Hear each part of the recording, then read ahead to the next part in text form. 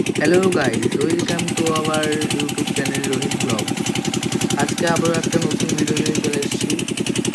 আমি আজকে গেছিলাম একটু মাঠের দিকে, তো একটা দাদুকে দেখলাম যে দাদু তার জমিতে জল দিচ্ছে।